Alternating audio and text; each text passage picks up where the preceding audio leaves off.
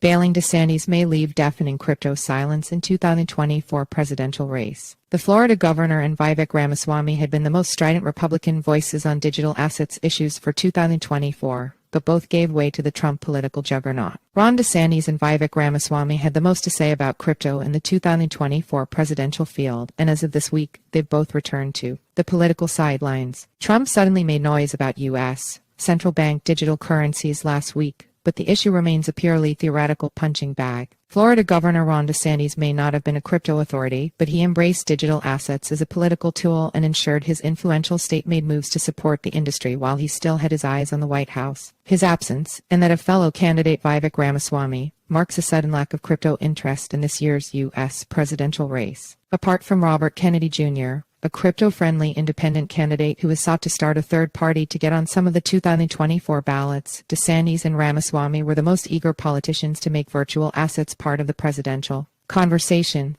Former President Donald Trump, who polls have as the dominant frontrunner in the Republican primary, did pick up one party talking point against a U.S. central bank digital currency CBDC at a campaign stop last week. "I will never allow the creation of a central bank digital currency," Trump said, acting surprised that the line whipped the crowd into enthusiasm. He warned, as DeSantis had many times before him, that a digital dollar run by the Federal Reserve would give the government absolute control over your money. So, it's possible that this legacy digital assets issue could survive the departures of DeSantis and Ramaswamy from the field, but besides his brisk personal business in non-fungible tokens NFTs, Trump has shown no special interest in the field and once called Bitcoin a scam. And the specter of a U.S. CBDC has so far been a one-sided debate in which Republicans paint President Joe Biden and his administration as pushing a government token to spy on the citizenry when there hasn't been any evidence that the Fed or Department of the Treasury have any such plans. Both say they are studying CBDC and whether such a thing could even be viable in the U.S. A review made more urgent as rival jurisdictions such as China and Europe have moved to put government tokens in place. Fed officials have vowed that they won't move on a digital dollar without orders from the White House and Congress, an outcome that is highly unlikely in the near term. DeSantis had made this a major campaign issue, boasting that his state had banned such tokens, a claim that ignored much of the legal nuance regarding the minor changes his government made in Florida.